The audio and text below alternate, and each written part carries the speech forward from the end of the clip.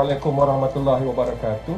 Langkah diatur penuh bermakna, wajah ceria menyeri suasana. Terima kasih Datuk Seri sudi bersama.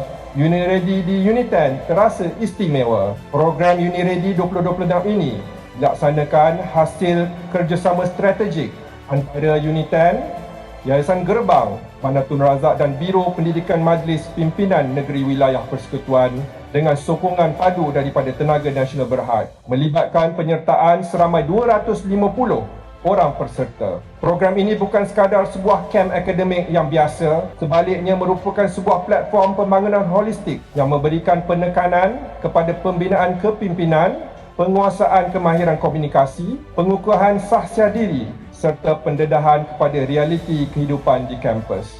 Pendekatan ini selaras dengan komitmen Uniten dan Tenaga Nasional Berhad dalam memperluaskan akses pendidikan dan memastikan peluang pembelajaran yang inklusif buat semua peringkat. Akhir kata, kami sekali lagi merakamkan setinggi-tinggi penghargaan kepada Yang Berhormat atas kesudian hadir ke program pada hari ini dan kepada semua yang terlibat secara langsung sebagai jawatankuasa penganjur.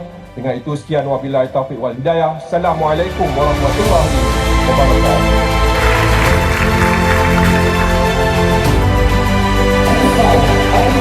Assalamualaikum warahmatullahi wabarakatuh. Kalau tidak kerana bulan, tidak bintang terbit tinggi. Kalau tidak kerana tuan-tuan dan perempuan, tidak datang saya ke sini. Tahniah syabas kepada Uniten, serta semua rakan strategik yang telah berbandi bahu menjayakan UniReady 2026 ini. Saya amat menghargai Universiti Uniten dan rakan-rakan strategik memberi peluang kepada anak-anak muda untuk membina kemahiran komunikasi, kepimpinan dan syahsiah diri. Program seperti UniReady membuktikan bahawa Uniten bukan sekadar sebuah universiti pendidikan, tapi yang dekat di hati rakyat, berperanan sebagai pemangkin mobiliti sosial dan pencetus perubahan masyarakat. Kepada para peserta, manfaatkanlah. Jangan malu untuk mencuba. Jangan mudah putus asa. Tiap langkah kecil yang anda ambil hari ini membentuk masa depan yang cerah pada hari esok, insya-Allah. Terima kasih kerana Nuri Izzah juga adalah graduan daripada Uniten. Dengan lafaz Bismillahirrahmanirrahim, dengan doa Allah memberikan kita kebaikan dunia dan akhirat. Saya dengan ini merasmikan UniReady 2026. Terima kasih.